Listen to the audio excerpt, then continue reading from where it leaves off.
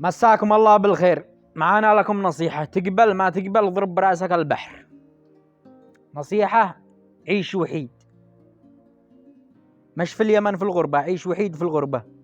لأنه عندي أصدقاء على عدد شعر راسك، وعندي أصحاب مثل التراب، كلهم مطبلين مبقبقين، كلهم كذابين. تعطلت 3 أشهر والله علي بالحلال ما حد جاب لي كاسمة. يعني أصدقاء صداقة مزيفة. فنصيحتي لك: عيش وحيد واعتبر نفسك فريق في الدنيا يا صاحبي، ولا في الطريق واحد لوحدك وحرق الدنيا حريق.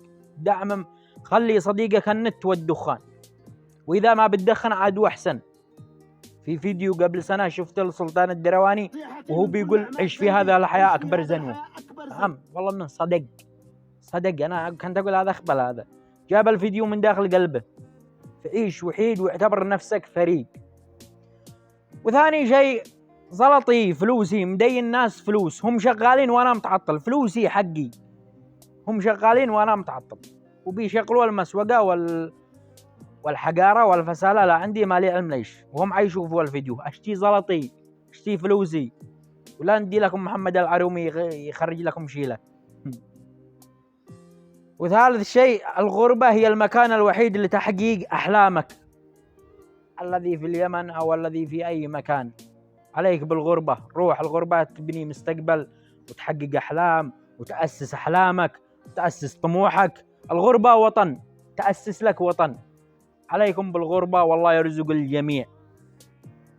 أما بنعمة ربك فحدث.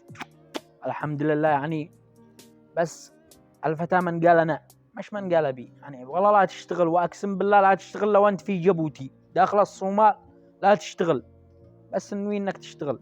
والله يوفق الجميع، والله يرزق الجميع. ومهما اشتدت العواصف لزوم تهدى حتى ولو كان بعد حين.